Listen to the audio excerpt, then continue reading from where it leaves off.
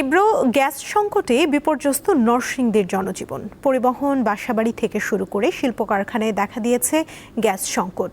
এরই মধ্যে গ্যাসের অভাবে বন্ধ হয়ে গেছে তৈরি পোশাক সহ বেশ কিছু কলকারখানার উৎপাদন। এতে উৎকণ্ঠা আর অসন্তোষ দেখা দিয়েছে সাধারণ মানুষের মাঝে। বাসাবাড়িতে গ্যাস নেই, তাই দিনের বেশিরভাগ সময় জ্বলছে না চুলা। সঠিক সময়ে রান্না করতে না পেরে দুর্ভোগ পোহাতে হচ্ছে বেশিরভাগ মানুষের। এই চিত্র নরসিংদী জেলার। গ্যাস তো থাকে না, গ্যাস আসে 3টা বা 2টার পরে গ্যাস একটু পাওয়া যায়। সমস্যার কারণে আমার বাচ্চারা আমি ঠিক মতো খাবার দাবার করে খাওয়াতে পারতেছি না। শুধু বাসাবাড়ি নয়, সিএনজি ফিলিং স্টেশনগুলোর অবস্থাও খারাপ।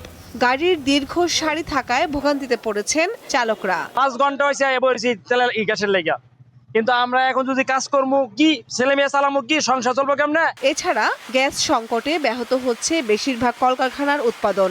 এতে সীমাহীন দুর্ভোগে কারখানার মালিক ও শ্রমিকরা। বন্ধ, অচল, মাল নিচ্ছে না, ডাইং বন্ধ।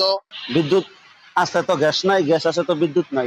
গ্যাসের কারণে মিল মেশিন বন্ধ থাকে, মিল বন্ধ হয়ে যায়, তাইলে আমগর সংসার আমরা চালাইতে অনেক অসুবিধা হয়ে যায়। দেশের কাপড়ের চাহিদার প্রায় 70% আসে নরসিংদীর তৈরি কাপড় থেকে। জেলার টেক্সটাইল, ডাইং ও স্পিনিং মিলের সংখ্যা 3000-এর বেশি। বিদ্যুৎ বিপর্যয় ও গ্যাস সংকটে উৎকণ্ঠায় ব্যবসায়ীরা।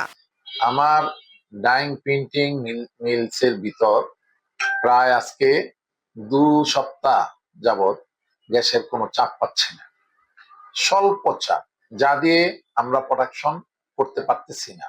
যেখানে পূর্বে গ্যাস এখানে আমাদের ইনএস ছিল 30 PSI থেকে 25 PSI এবং আমরা জেনারেটরগুলো চালাই 15 PSI তে, সেইখানে আমরা পাচ্ছি এখন ইনে 30-এর জায়গায় 3।